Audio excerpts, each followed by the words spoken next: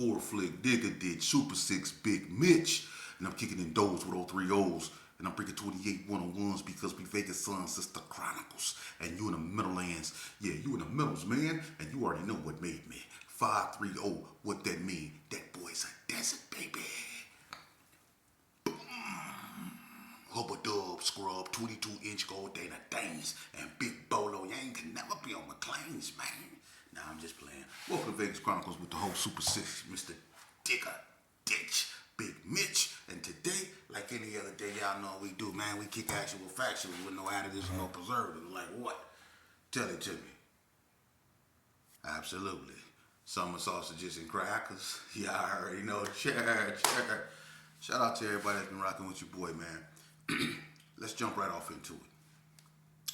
You know, someone asked me, I guess it's a sentimental question. They asked me, did the life I lived and I guess was, what I've been through, did it take its toll on me? Was there ever a time where it took its toll on me? Yeah. You can't look at me and tell that it took its toll on me? Yeah, it has. Look, I stepped off the porch in '85. I was a special, unique case, gang banging with people that was real older than me because I was a certain cat's son, so I was allowed to enter the game at an early age, And I was going to institutions when I was 12 years old. But yeah, this gang banging, this took its toll on me, man. It's been times when, I wished, I ain't gonna say I wished I didn't, gang bang, but it was times when I didn't want to be doing what I was doing at that time. Yeah, it took its toll, constantly drinking alcohol, smoking water, and shooting at people, getting shot up, running from the police, in and out of institutions and stuff like that, man. Stuck to wearing a certain color for, it took its toll on me, man. You have to understand, I was in situations, for instance, I remember, I know I spoke on this, but let me just give y'all some of what I'm talking about. I was in a situation where I had a homeboy, and I always talk about him because that's who I hung with every day. I hung with Bread Dog. Everybody know that. If you seen him, you seen me. The only way you didn't see me with Bread is if I was locked up, or if he was locked up. But anybody know him, know if you seen Bread, you seen me. But one day, Bread, when he had the little alley in Cary Arms, he was messing with my cousin Melissa Conway, one-way sister from Peru, and she was messing with Kayla too on the side. But Bread got a baby by a name Cameron, right? And one day he was wondering why she didn't come home, and he got mad, so he broke in the house. I spoke on this, and he waited on her. He turned off all the lights and everything. Bread used to get, I ain't gonna lie. I watched him, when Bread get mad, he can get pretty rough, you know what I mean, with the females. But anyway, she came home later that night, but when she came home, she bought Kayla and two more other Bloods with her. You know what I mean? And they didn't know Bread was in that house. So when they went up in there and she turned on the kitchen light, he came from the back. The Bloods see him. Long story short, it go down in the house. You know what I'm saying? The whole house gets shot up, right? So Bread, he didn't get hit or nothing. The Bloods get up out of there. Bread ended up jumping on Melissa. I come over there early in the morning, because this happened, right before the sun was coming up. She stayed out kind of late. And so when I was coming over there, Sonny was pulling up in a 5.0, convertible 5.0. Sonny was pulling up, right? And so, we went up there and knocked on the door. Bread answered the door. He had a hammer in his hand, a real hammer. So we like, man, what's going on? When we go in the house, he tell us what's happening. We go back there, Melissa all, beat up bad and stuff like that, And now one-way tripping from Peru, that's his sister, and that's my family, you know what I mean? And I'm like, man, come on, man. So now everything is out of hand, the whole house shot up, So later on that night, because Bread had to, he was trying to get up out of there, because he was on parole for one, and number two, the house got shot up and all kind of stuff was happening. So he was trying to get ghosts.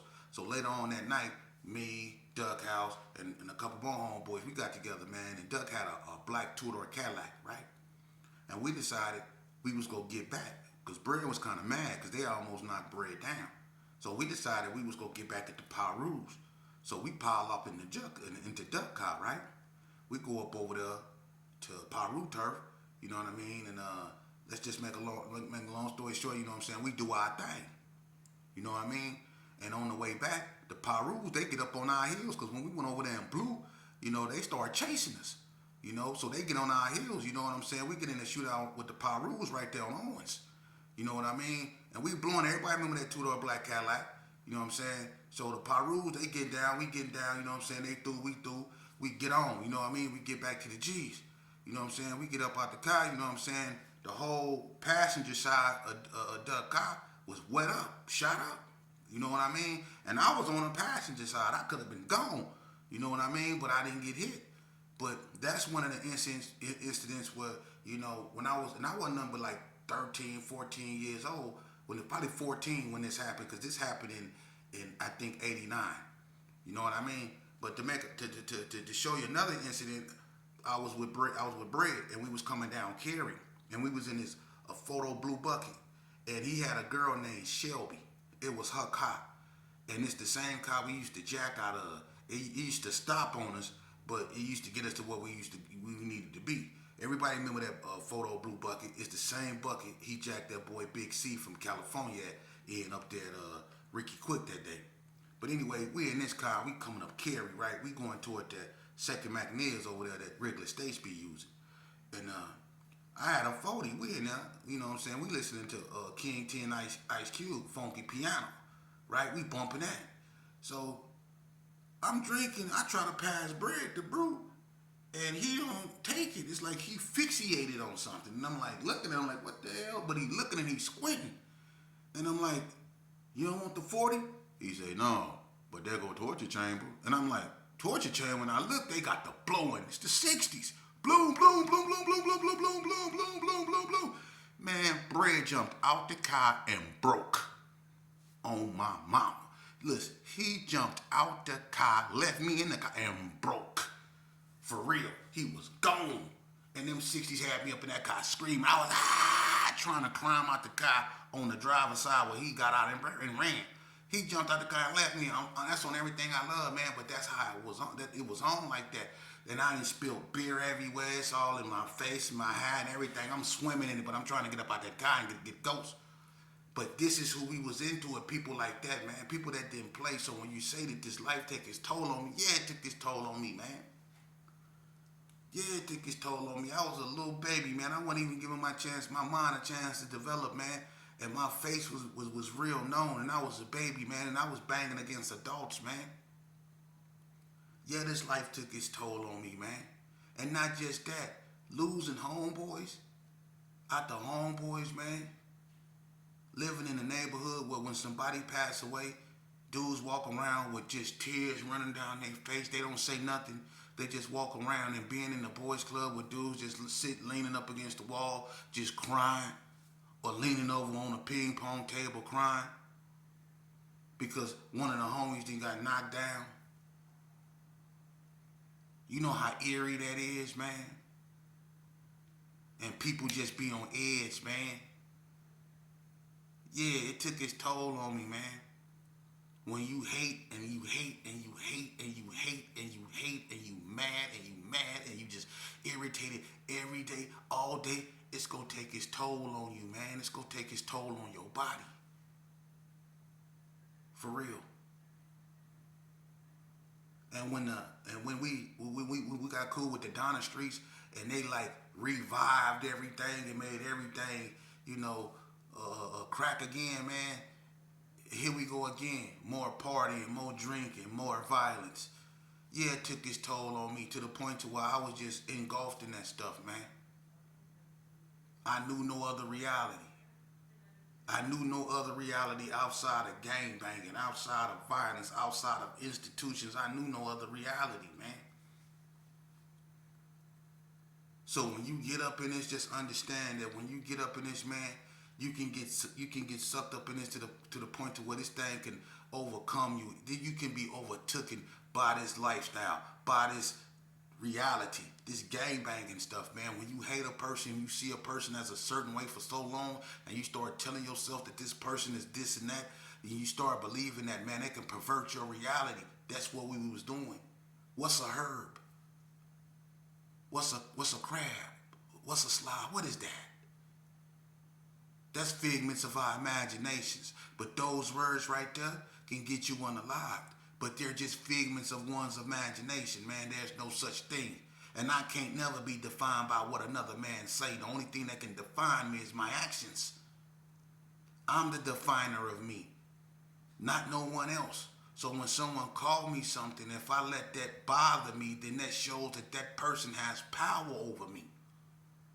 The only thing that can ever define us as people or you as a person is your actions.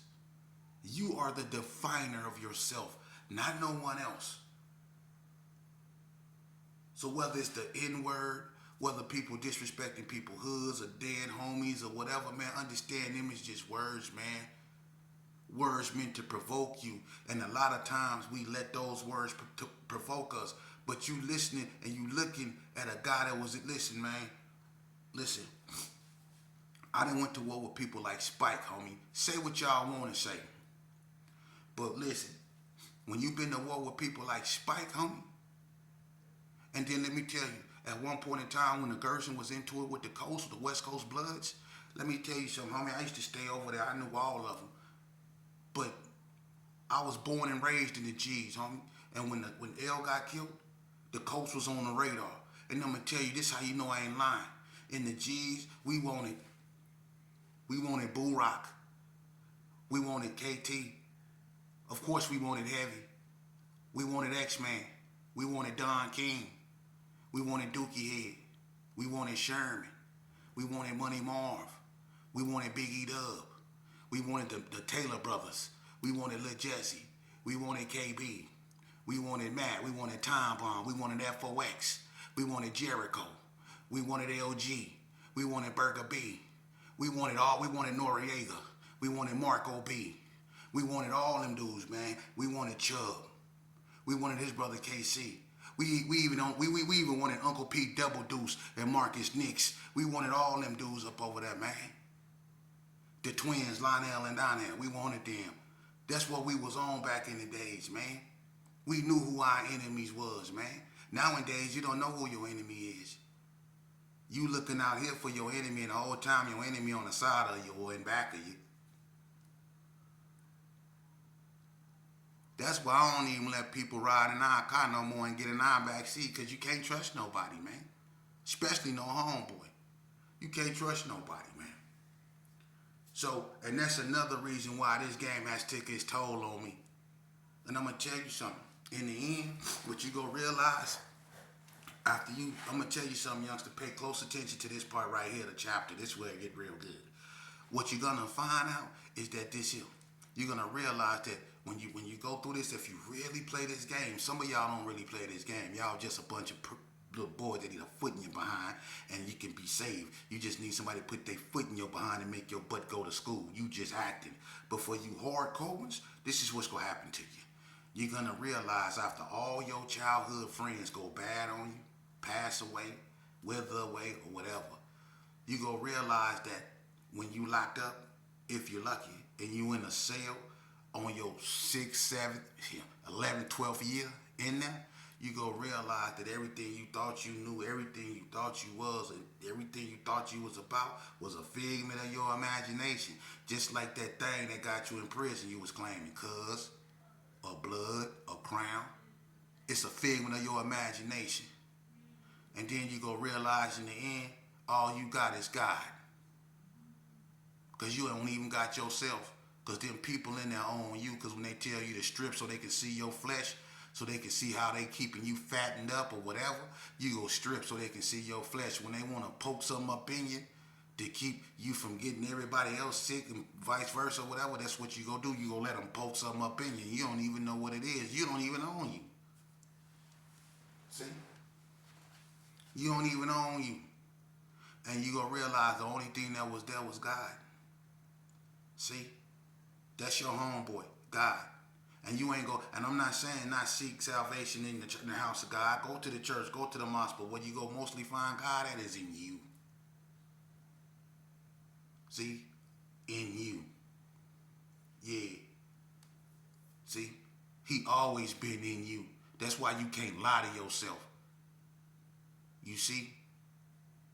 You ain't never noticed that, huh? You can't lie to yourself. And that voice you hear in your head, yeah, you can close your mouth and you can sing the Star Spangled Banner in your head. That voice in your head, see? You can lie to me all day. Y'all do it all the time. Y'all lie to people.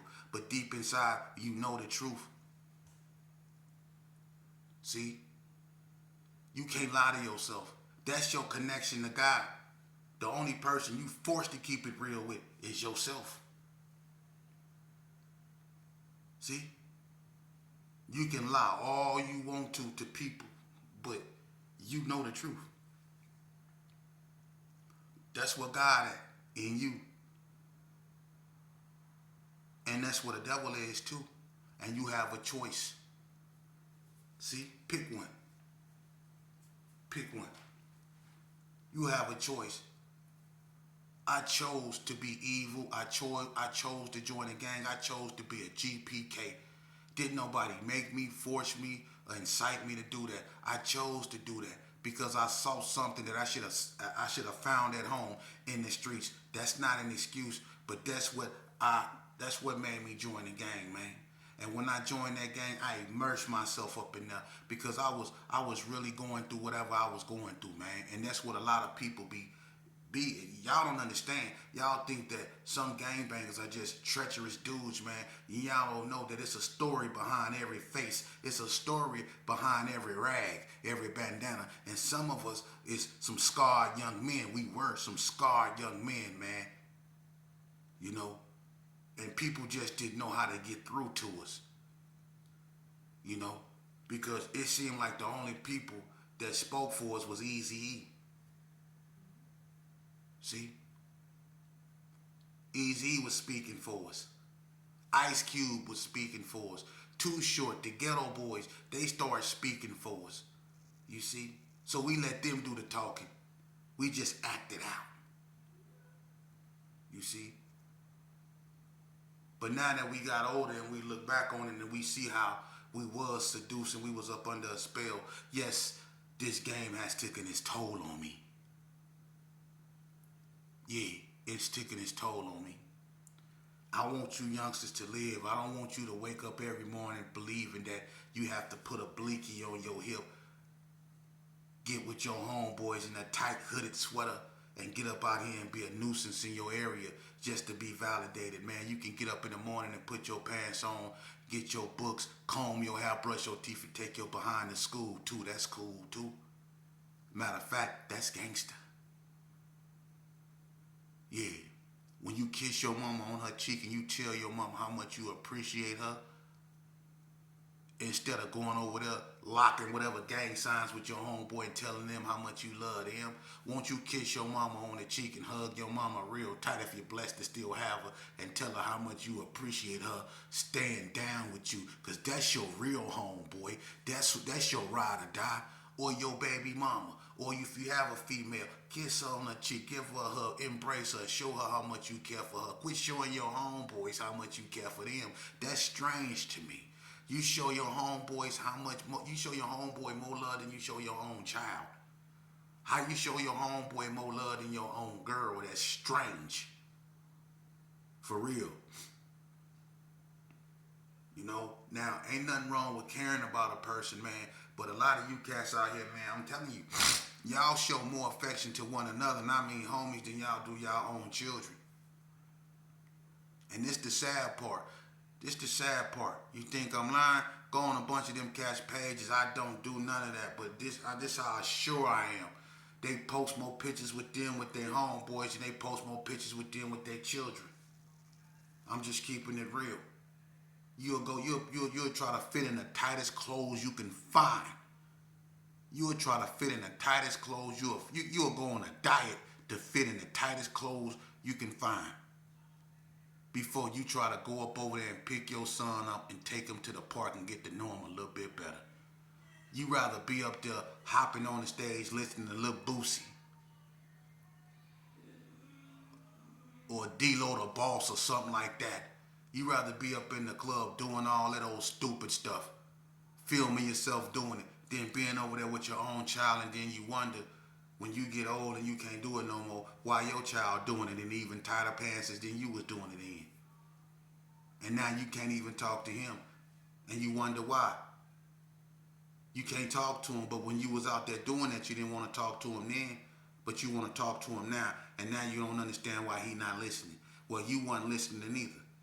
A lot of them not listening now. They not listening to me, but that's okay because all it takes is a seed to grow a rainforest. All I need is one individual, and I promise you, I'm going to get that one individual, man. God told us a long time ago he raises leader from amongst themselves. He raises leader from amongst their peers.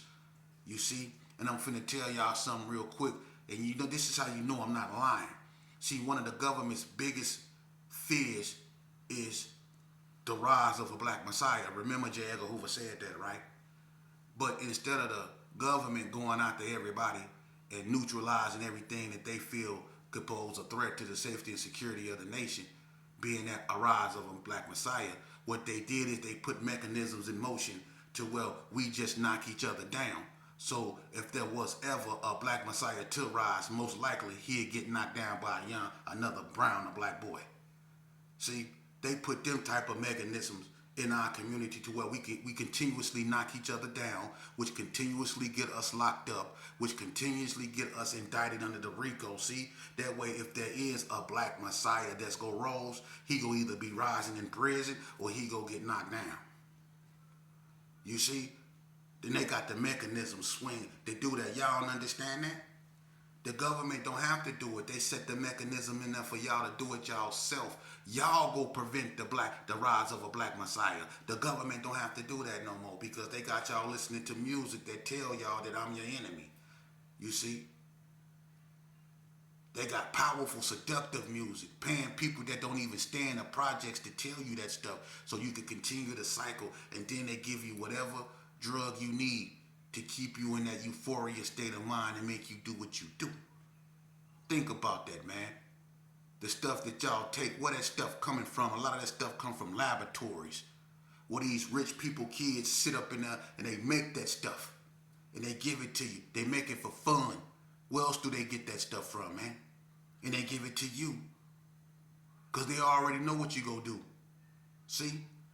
That's called think tanks, and they got them in Stanford, Princeton, Yale, Harvard. They call think tanks, where people sit in a room and they project what would happen if let's say if the black community rebelled, what would happen? What would be the collateral damage? Those are called think tanks.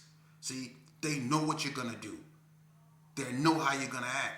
That's why they make sure on every corner in our community they keep salt, sugar, and ethanol. I tell y'all that. Go up in them stores, go up in Mario's, and get some of that salty ass fish. Go and carry a mini mark. All you gonna get up out of there is beer, brew, some Black and Miles. Think about it. What's healthy up in there? Nothing. What's healthy really up in Mario's, man? Think about it. See, they know what they doing. They gonna keep you with hypertension, high blood pressure, and all kind of ailments, man. Plus, they gonna keep you drinking. They gonna keep you dried out. You see?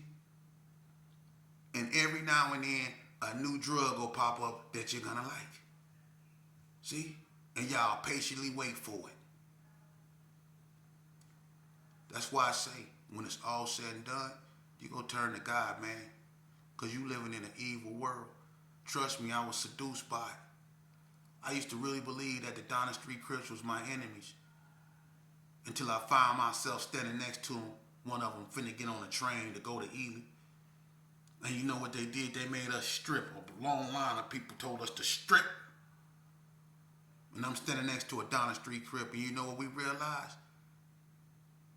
Yeah, when we take all them clothes and all that stuff off, we standing in front of them white folks, and they telling us to do stuff that's humiliating so they can check us to make sure we ain't got no contraband on us before we get on a bus to get transferred, man. You know how humiliating that is? But we were just two black boys in captivity. You see? Me and the Donna Street Crip, or me and the Rolling 60. Just two black boys in captivity, man. And when them when the Southsiders attack, they don't see no Rolling 60. They don't see no Gerson. They just see a black boy. You see? Yeah. Don't sign up for this, youngster. This ain't what you want. What you want to do is you want to remain smart. You want to remain focused. You want to do what your mama tell you to do. You don't want to have to go out there and prove yourself to no one because you're not going to succumb to peer pressure. You go to school. You go succeed even if you fail. See, that's the thing y'all need to understand. Going to school, if you flunk a test, brother, you made it because you was there to take the test. You see? And once you there to take the test, that means you can take it again. Just show up and take the test. You won already, man. You see?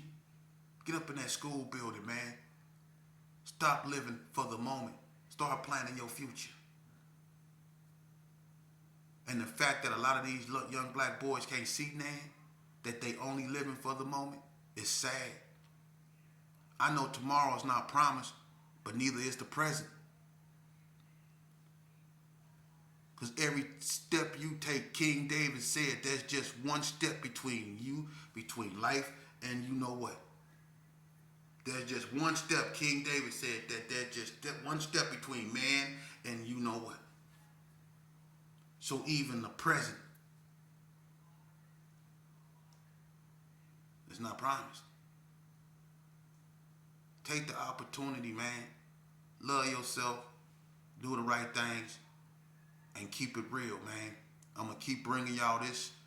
And y'all already know. It's going to stay actual factuals. I'm going to stay bringing y'all this hot off the stove. And you already know I got to end this proper right.